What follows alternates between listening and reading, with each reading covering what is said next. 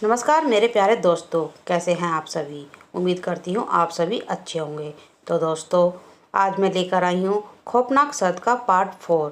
तो दोस्तों, इस कहानी का पार्ट 4 सुनने के लिए मेरे चैनल को लाइक करें, शेयर करें और सब्सक्राइब करना ना भूलें। तो कहानी शुरू करते हैं। खौफनाक शर्त पार्ट 4। दोस्तों, अब तक आपने देखा कि मैंने रमेश से भूत वाली शर्त लगाई, जिसका परिणाम यह हुआ कि एक भूतिया बच्ची मेरे पीछे पड़ गई, जिसने मेरे सीने पर एक डरावना गंदा सा निशान बना दिया। इसका इलाज ढूंढने के लिए अपने दोस्त रमेश के ताऊजी के पास हरिद्वार आ गए।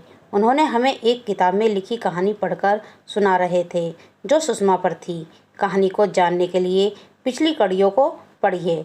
सुषमा जहर खाने वाली थी कि उसके साथ आई 3 लड़कियों में से एक ने उसे रोक लिया, जिसका नाम माया था, और बताया कि सूर्य एक घटिया किस्म का व्यक्ति है जो सभी नई लड़कियों के साथ छल करता है। सुषमा ने सूर्या से बदला लेने का सोच लिया।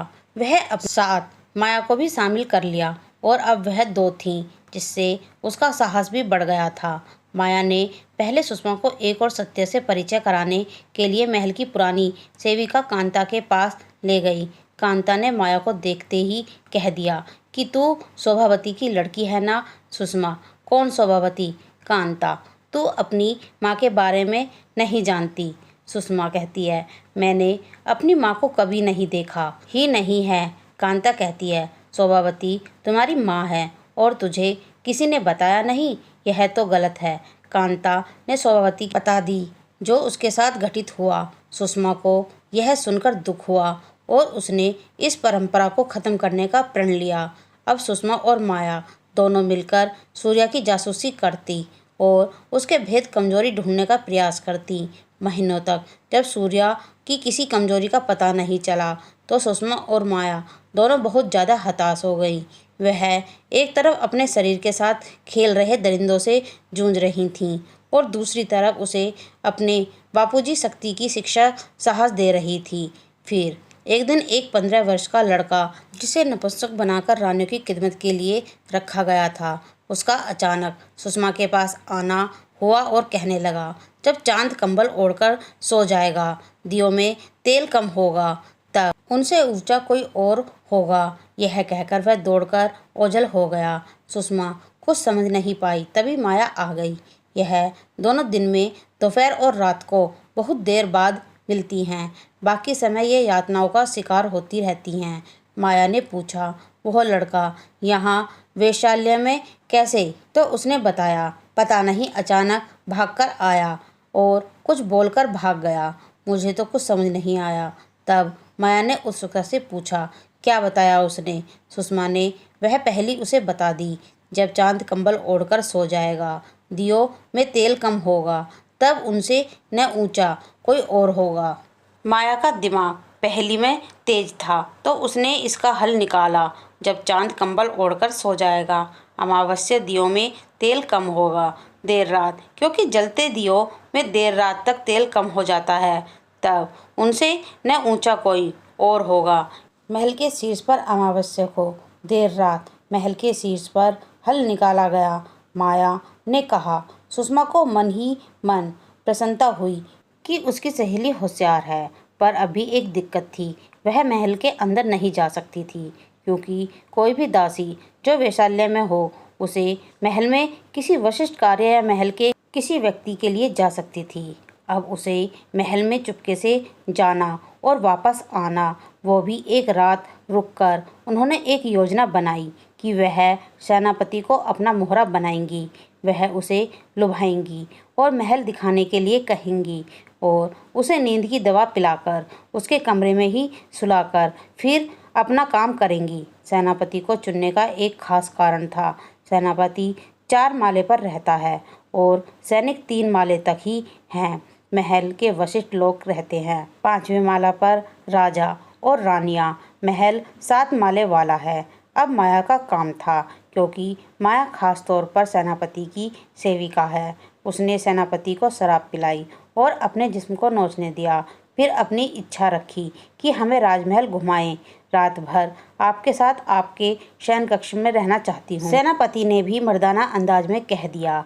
जब भी तुम्हारा मन करे मैं तुम्हें घुमाकर लाऊंगा। अमावस 4 दिन बाद थी तो माया ने 4 दिन बाद के लिए कहा और सेनापति अपनी एक माला माया के पास गिरवी रखकर भरोसा दिलाया कि मैं ज़रूर आऊँगा और तुम्हें महल दिखाकर इस माला को वापस लूँगा। अब काम आसान हो गया था माया और सुषमा के लिए। क्या सुषमा और माया पहेली के पीछे छुपा राज जान पाएंगी या फिर वह नाकाम होंगी? और मैं इस भूतिया बच्ची और सीने पर बने निशान से कैसे छुटकारा मिलेगा? आखिर बच्ची और कहानी का क्या राज है? जानने के लिए साथ बने रहें दोस्तों। तो दोस्तों इस कहानी को पूरा करते हैं। आप लोगों ने अभी तक देखा और सुना है कि किस तरह मैं एक शर्त की वजह से मुसीबत में पड़ गया, एक निशान मेरे सीने पर बन गया और एक भूतिया बच्ची मेरे पीछे पड़ी है। इससे छुटकारा पाने के लिए मेरे दोस्त के ताऊजी से मिलने हरिद्वार गए, जहां उन्होंने एक किताब में लिखी कहानी सुनाने लगे जो सुषमा नाम की लड़की पर थी और उस किताब पर भी हूबहू निशान बना हुआ था। कहानी में सुषमा के साथ क्या हुआ वो जानने के लिए पिछली कड़ियाँ पढ़ें। सुषमा और माया द्वारा बनाई गई योजना काम करेगी या नहीं, यही सोचकर मैं रमेश और ताऊजी का गला सूख गया था और थोड़ी देर में नींबू पानी पीकर वापस कहानी पर आए। सुषमा 4 दिनों से अमावस्या का इंतजार कर रही थी। आखिर वो दिन आ ही गया। इस रात माया ने सेनापति द्वारा किए गए वादे मुताबिक सब कुछ तैयार कर लिया था। सेनापति ने अपने सेवक से माया को महल में लाने को कहा। सेवक माया को लेने उसके कमरे तक गया, जहां उसे सुषमा भी साथ में मिली। उसने केवल माया को आने को कहा। तब माया ने कहा कि यह भी साथ जाएगी। कह दो अपने सेनापति से और यह भी कहना कि यदि वो हम दोनों को बुलाएगा तो उसका ख्याल अच्छे से रखा जाएगा। सेनापति ने भी हामी भर दी। सेवक कुछ देर बाद उन दोनों को लेकर सेनापति के कक्ष तक पहुंचता है और आज्ञा लेकर चला जाता है। अब तक सब कुछ सही चल रहा था। फिर उन दोनों ने उस सेनापति को बड़ी चालाकी से मदिरा में नींद की दवा मिलाकर पिला दी, जिससे वह सो गया। अब दोनों उसके कक्ष से बाहर निकली तो बाहर कमज़ोर दियों की रोशनी थी, जो कि कुछ ही देर के मेहमान थे। वो महल के ऊपर वाले माले पर जाना चाहती थी। अभी वह 4थे माले पर है। 5वें माले की सीढ़ियों माया का आत्मविश्वास डगमगा गया। वह आगे बढ़ने के लिए राजी नहीं थी। वह बहुत ज़्यादा डर गई थी। उसकी आंखों से आंसू रुक ही नहीं रहे थे। हालांकि अब वह तो निडर साबित हो रही थी, पर उसे पता है कि वह अभी पकड़ी गई तो मौत की सज़ा पक्की है। सुषमा ने उसे समझाया कि अभी यह डरने का वक्त नहीं है। वैसे भी हम एक जिंदा लाश की तरह हैं जो रोज़ाना मरती हैं। अगर इससे छुटकारा चाहती हो तो मेरे साथ दो। माया के पास कोई दूसरा चारा नहीं था। वह 5वें माले पर पहुंच गए। वहां कुछ सैनिक जरूर थे, पर वो सो रहे थे। वो इंतजार किए बिना ही 6 माले पर पहुंचना चाहते थे, इसलिए वह रुककर हालात का जायजा नहीं ले रही थी, जो कि उनकी गलती थी।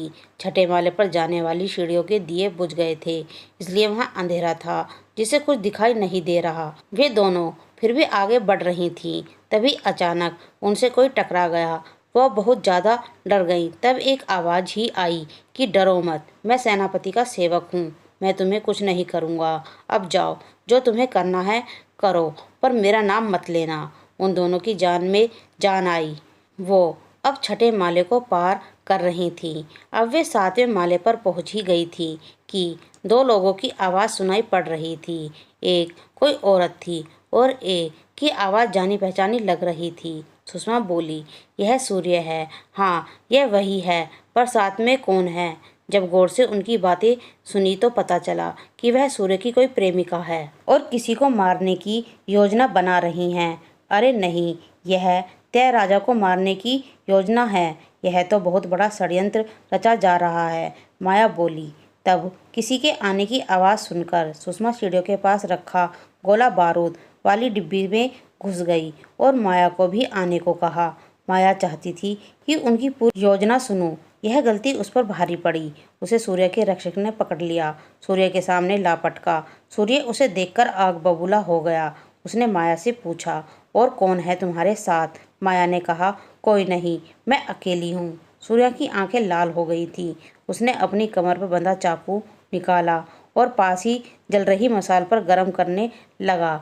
ये सब सुषमा अपनी आंखों से देख रही थी, पर अभी वह कुछ भी करती तो वह फंस जाती। सूर्या ने गर्म चाकू से माया की आंखों को निकाल लिया और वो चिल्ला भी नहीं पाई, क्योंकि सूर्या के रक्षक ने उसका मुंह पकड़ रखा था। अब सूर्या दूसरी आंख निकालने जा रहा था कि पीछे से एक जोरदार धक्का लगा, जिसने सूर्या को जमीन पर पटक दिया। सूर्य ने जब पीछे मुड़कर देखा तो पता चला यह सुषमा है। अब तो वह बस खून का प्यासा है। वो खड़ा हुआ और सुषमा को पकड़कर उसके मुंह को बंद करके जमीन पर पटककर अपने हाथ और पैरों से कस लिया, जिससे वह हिल ही नहीं पा रही थी। और अब सूर्य चाहता था कि माया को वो मरते हुए देखे। उसने यह इच्छा अपनी प्रेमिका को बताई तो वह उसे चाकू को लेकर माया की दूसरी आंख भी निकाल देती है। माया की आंखों से खून बहुत ज़्यादा बहने लगा था। उसकी प्रेमिका ने अपने पल्लू हटाया और चाकू माया के सीने के बीचों बीच डाल दिया और पेट के नीचे तक चीर डाला। माया के शरीर से खून पानी की तरह बहने लगा था और आंतों के कुछ हिस्से भी बाहर लटक रहे थे।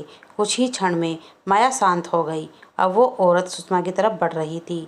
सुषमा ने गौर से देखा तो पता चला कि वह तो राजा की पत्नी है, रानी साहिबा। सूर्य चाहता था कि सुषमा को इतना दर्द मिले कि वह खुद मौत मांगे, इसलिए उसने सुषमा की जीभ काट दी, जिससे वह किसी को कुछ बता नहीं सके। वो पढ़ी लिखी तो नहीं थी, फिर भी उसे एक गुप्त स्थान पर ले गया जहां उसे बंदी बनाया गया। सुषमा यही सोच रही थी कि कैसे उसकी गलती की वजह से आज माया नहीं है। माया तो पहले ही डर रही थी, पर मैंने ही उसे मौत के मुंह में डाला है, सुषमा को कैद करके। वह उसके साथ रोजाना यातना देता, उसे जंजीरों से बांध कर रखता था। 2 साल बीते। सुषमा 17 वर्ष की हो गई थी और पेट से थी। यातना अभी भी उसे मिलती थी। मन में दया कहाँ थी। उसने उन दोनों बच्चों को सुषमा के सामने रख दिया और सुषमा को नग्न ही जंजीरों से बांध दिया, जिससे वह बच्ची को दूध ना पिला सके और बच्चे भूख से मर जाएं। और हवा भी ऐसा ही है। बच्चे 2 दिन तक रोते रोते मर गए सुषमा की आंखों के सामने। अब सुषमा मरना चाहती थी, पर उसके बस में मरना भी नहीं था। इसी तरह एक और बच्चा पैदा हुआ, जिससे वह इसी तरह मारा गया। सुषमा का अपने साथ हो रहे इस जुर्म से मानवता पर विश्वास उठ गया। एक दिन सूर्या के उसी रक्षक ने सुषमा को खाना दिया, जिसने माया को मारने में साथ दिया था। उसकी कमर पर बंधे चाकू पर सुषमा की नज़र पड़ी और मौका देखते ही वह चाकू लेकर उस रक्षक का गला काट देती है और खुद मरने का फैसला लेती है। वो बोल नहीं सकती, पर उसके एक चित्र ने सब कुछ बयां कर दिया जो उसने मरने से पहले बनाया था, या फिर कहूँ तो अपने शरीर को ही चित्र बनाया था। अपने स्तनों को काट दिया, क्योंकि यह कभी अपने बच्चों की भूख नहीं मिटा पाए। और बदले की भावना लेकर मरी सुषमा ने महल में हर उस शख्स को मारा जिसने उसे यातना दी। बस बच गए तो एक सूर्या और एक महारानी, जिन्हें वो मार नहीं पाई। कांता, ये कहानी कांता ने लिखी है। मैंने कहा, रमेश ने कहा कि उसे सूर्या और महारानी को मारना है, इसके बिना वो और कितनी सदियों तक भटकती फिरेगी। मैंने कहा कि ये तो ठीक है, पर सूर्या को ढूंढेगा कैसे, ये बताओ। इतने में ताऊजी बोल पड़े कि कहीं उसे ढूंढने की जरूरत ही ना पड़े। तो मतलब? मैंने कहा, मतलब कि कहीं तुम ही तो सूर्या नहीं। बस मेरी तो फट गई इतना सुनते ही। तो दोस्तों, आगे की कहानी जानने के लिए साथ बने रहें। अब आगे की कहानी जल्द ही। तो दोस्तों, मेरी ये कहानी यहीं समाप्त होती है। आपको ये कहानी कैसी लग रही है कमेंट में लिखकर ज़रूर बताएं। धन्यवाद।